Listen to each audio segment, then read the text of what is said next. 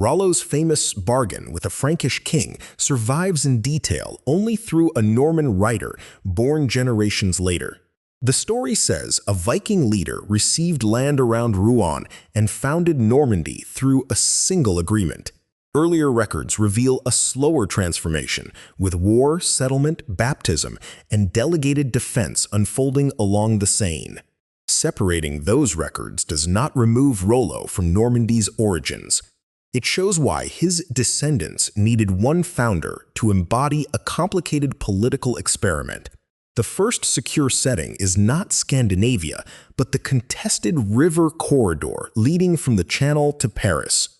9th century raiders repeatedly used the Seine to reach wealthy towns, monasteries, estates, and royal centers.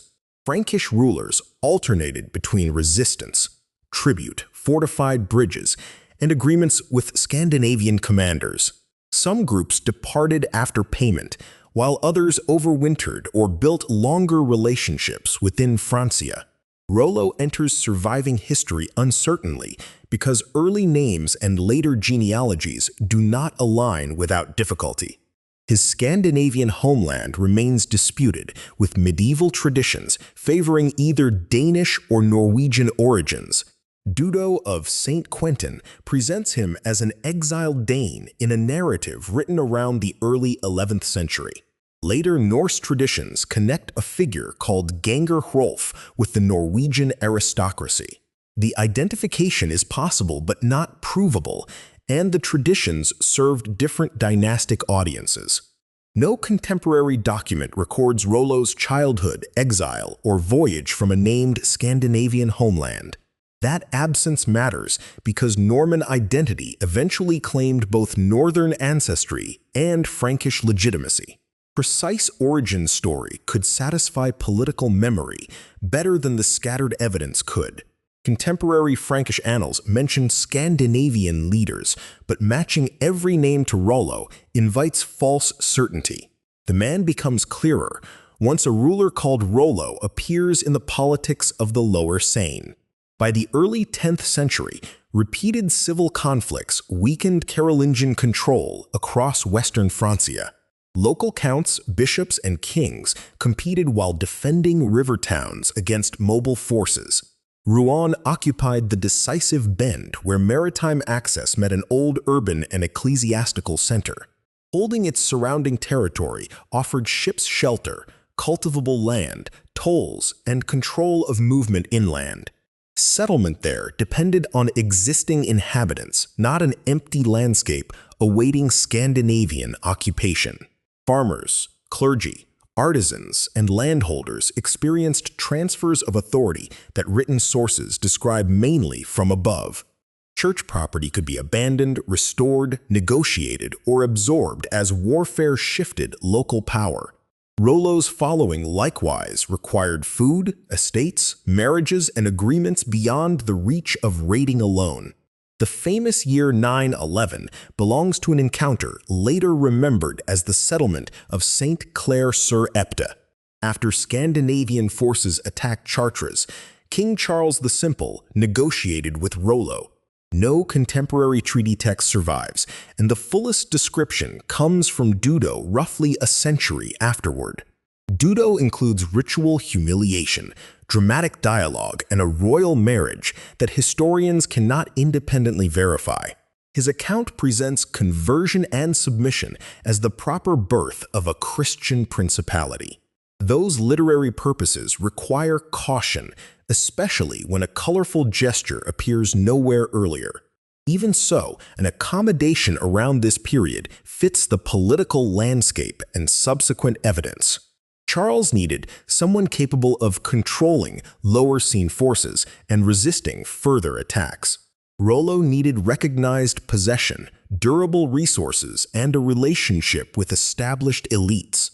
The bargain was therefore a delegation of defense as much as a grant rewarding conquest. Christian baptism made cooperation with bishops and Frankish aristocrats publicly intelligible.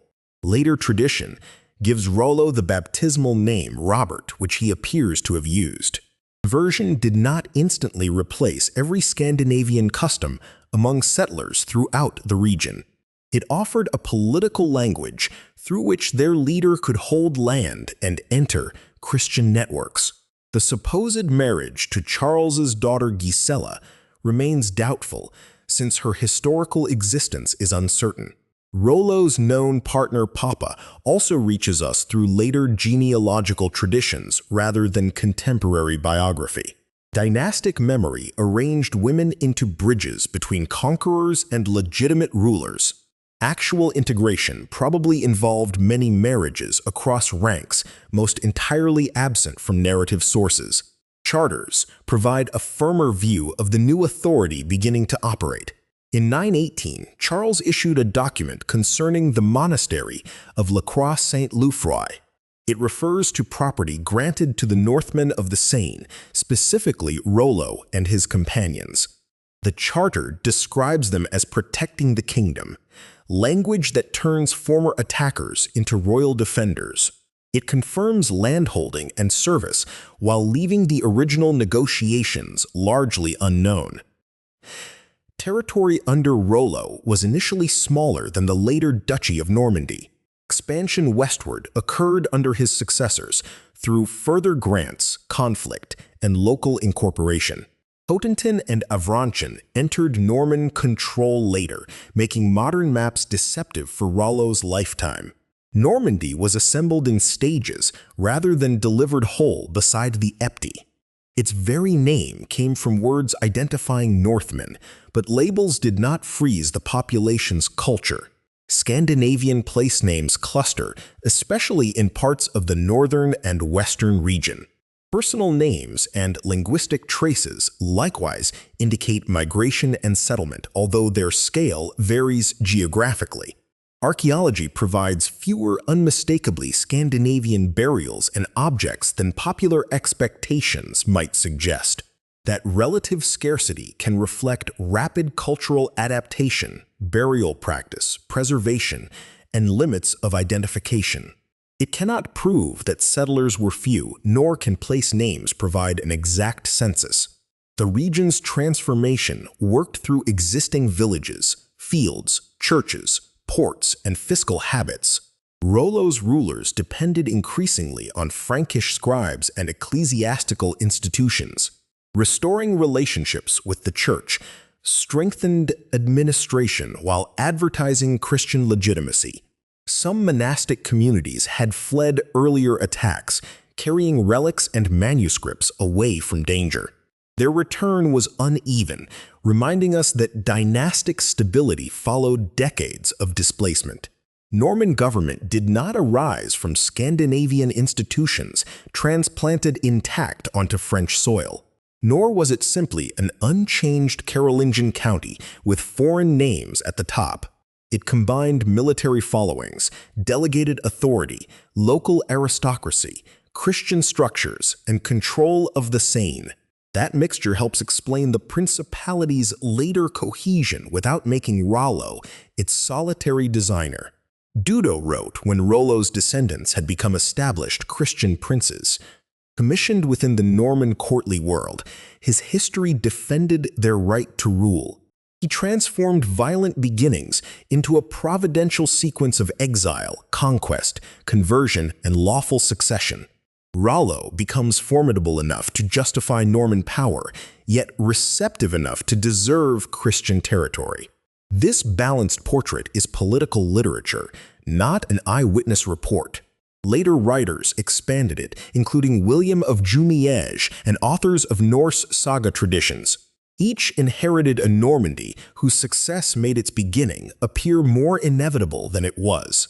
Modern retellings often reverse that process, treating later fame as proof of every founding anecdote. The harder historical question is not whether Rollo existed, but which achievements belong specifically to him. Land around Rouen, royal recognition, Christian alignment, and leadership of Seine Northmen are well supported. His exact birthplace, detailed treaty performance, marriage to Gisela, and private motives are not. Even the date of his death remains uncertain, commonly placed in the 920s or 930s. His son William Longsword succeeded him and continued territorial consolidation. That succession itself mattered because it converted a commander's following into a durable ruling house. Political survival required heirs, clerical memory, agreements with neighbors, and revenue from settled land. By Rollo's final years, defense and taxation mattered more than seasonal raiding for the regime's future. People governed by the new dynasty still spoke local Romance varieties alongside northern linguistic influences. Religious life remained Christian, though settlement introduced names and practices from across the North Sea. The population was never simply replaced by an incoming Viking nation. Norman identity formed through generations of selective memory and practical accommodation. Calling Rollo the founder is defensible when founder means the earliest recognized ruler of a continuing dynasty. It becomes misleading when one ceremony is made to create borders, institutions, and identity instantly. The 918 Charter preserves the more revealing language of political transformation. Rollo and his companions held land because a Frankish king expected them to protect the realm. Former outsiders gained authority by becoming guardians of the river they had once threatened. Normandy's Viking origin was therefore neither pure conquest nor peaceful gift. It was a negotiated change in who could defend, tax, inherit, and represent the lower Seine. Later Norman history made that experiment look like the destiny of one heroic ancestor. The surviving evidence instead leaves Rollo at the beginning of a process completed by successors and subjects. His achievement lies in making Scandinavian leadership compatible with Christian Frankish rule. The familiar label Viking founder no longer fits cleanly once Normandy appears as a shared, staged creation.